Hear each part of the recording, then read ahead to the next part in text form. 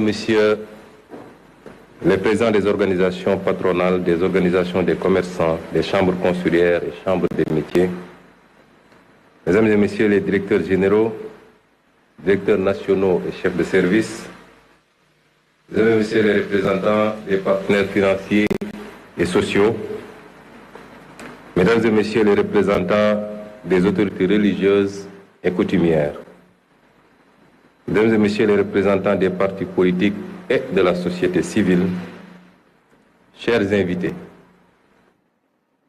je crois que nos talentueux artistes qui viennent de présenter ont pratiquement résumé la journée qui nous réunit aujourd'hui. Il y a des moments dans la vie d'une nation qui transcendent les défis immédiats, des instants où l'ambition collective prend le dessus sur les intérêts particuliers. Aujourd'hui en est un. Excellence, Monsieur le Président de la République, Mesdames et Messieurs, ce qui nous réunit aujourd'hui, la vision 2050 pour le Sénégal, est l'aboutissement d'un long combat qui a pris sa source il y a un peu plus de 10 ans, dans le refus de la malgouvernance, de l'injustice et de l'arbitraire au sein de l'administration. Il s'est transformé ensuite en un projet politique solide, ambitieux et progressivement porteur d'espoir. Les Sénégalais l'ont plébiscité le 24 mars 2024 par le choix net porté sur le président Bassirou Diomaye Diakhar Faye à la magistrature suprême. Si nous nous sommes opposés avec résilience pendant tant d'années, c'est que, en patriotes convaincus, nous étions conscients et inquiets des ravages, des mauvais choix, des mauvaises pratiques de nos élites gouvernantes depuis l'indépendance sur notre pays. Au moment du bilan, le constat est celui d'une économie marquée par des décennies de dépendance et de mauvaise gouvernance, où les opportunités pour la jeunesse, les femmes et les entreprises locales ont souvent été sacrifiées au profit d'intérêts personnels. Excellence, Monsieur le Président de la République, vous avez matérialisé votre attachement à une gouvernance transparente et vertueuse des affaires publiques dès votre passation de pouvoir, en diligentant des audits, parmi lesquels l'audit des finances publiques, dont les conclusions que nous avons présentées il y a quelques jours ont révélé la gravité des errements coupables du régime sortant. Les fragilités structurelles de l'économie sénégalaise, une dépendance aux ressources extérieures et aux matières premières, un secteur privé trop limité, ainsi qu'une gouvernance administrative souvent inefficace, plombée par la corruption. Après ce courageux exercice de dressage de la situation de référence et de vérité à l'endroit du peuple sénégalais et des partenaires, nous revoilà devant vous pour présenter le nouveau référentiel de nos politiques publiques et sociales. Monsieur le Président de la République, rappelons que vous avez été élu sur la base d'une offre programmatique intitulée « Le projet pour un Sénégal souverain, juste et prospère ». Dès votre installation, vous avez bien voulu nous faire l'honneur de nous confier la passionnante mission d'opérationnalisation des idées innovantes que vous y défendez, pour une rupture qualitative et profonde. Il s'agissait pour vous de poser les fondations d'une transformation systémique par des solutions durables, non pas pensées dans le mode de fast-track, mais qui reposent sur une vision à long terme, qui transcende les clivages politiques pour refonder le Sénégal sur des bases solides et durables. L'équipe de conception, composée d'experts de la primature et du ministère de l'économie, du plan et de la coopération, s'est immédiatement alors mise en place sous la direction du ministre de l'économie du plan et de la coopération et du ministre secrétaire général du gouvernement sous ma supervision. À cette équipe est venue s'ajouter l'expertise du cabinet Performance, qui, dans un élan patriotique, est venu offrir sa contribution à cette phase d'élaboration du référentiel. Ce groupe de travail s'est donné corps et âme sans répit durant ces 4 derniers mois à organiser des retraites, des veilles même pour aboutir aux résultats qui nous réunissent aujourd'hui. Les choix d'élaboration de ce document reflètent les options fortes de son Excellence, Monsieur le Président de la République, de faire confiance à l'expertise locale, d'une part, et d'impliquer davantage le secteur privé national dans toute définition et exécution des politiques et programmes publics. Le diagnostic stratégique qui a découlé de ce travail pour notre pays pourrait se résumer en 4 grands mots. Notre modèle ne crée pas de valeur, une croissance d'à peine 0,4% en moyenne du PIB, une gouvernance qui ne favorise pas l'éclosion, 10 entreprises pour 10 000 habitants au Sénégal contre 500 pour 10 000 au Maroc et 709 pour 10 000 à Singapour, une population active mais peu productive, 80% sont des ouvriers, commerçants ou artisans, le privé génère 2 fois moins d'emplois que le public. Un modèle social inéquitable.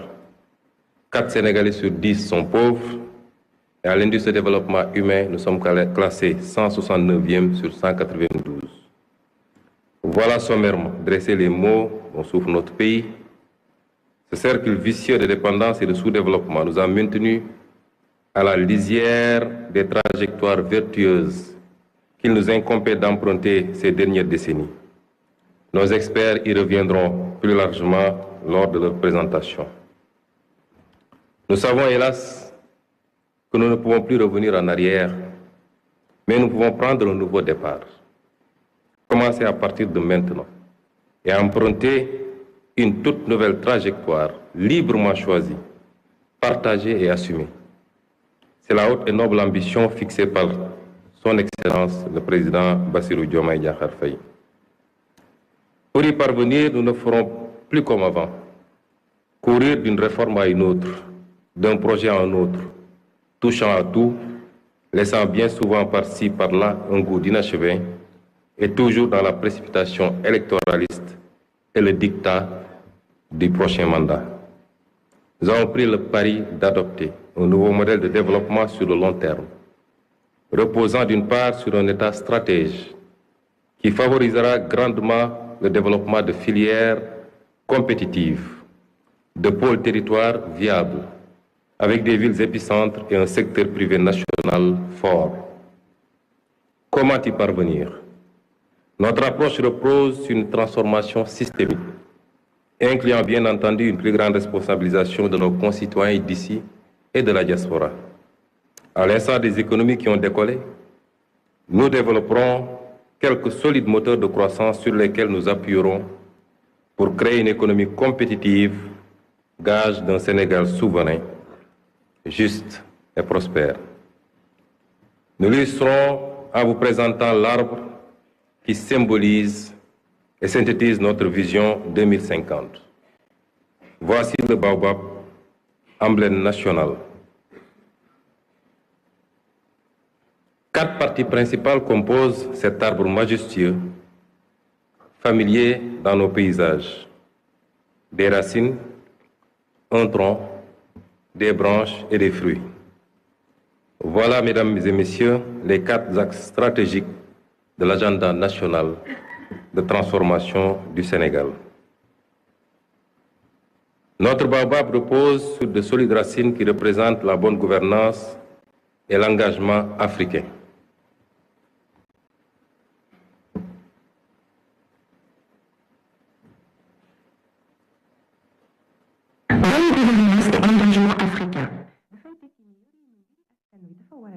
lépp leer ci askan wi maanaam jub jubbal ak jubbanti loolu mooy indi jàmm ak dal ci noonu itam lañuy gën a dooleel lëkkaloo gi am ci suñ diggante ak yeneeni réewu Afrique yi ñu mën a àndandoo liggéey ngir mën a yegg ci mébét yi ñu bokk. Et le solide tronc du baobab représente un aménagement optimal et un développement durable. Aménagement et développement durable mooy fexe ñu mën a séddale tabax yi ak service yi ci diwaan yépp su ko defee gox bu nekk mën a yokk ci anam wu dëppoo ak liñ bëbët dafay ànd ak tabax dëkk yu méngoo ak sunuy bëgg-bëggu ëllëg ci jamono jooju faawu ñu aar xeewali jaww ji ngir ñu bañ a jeex boole ci defar dëkk yu mën a dëppoo ak bëgg-bëggu tey te bañ a sànk ëllëg.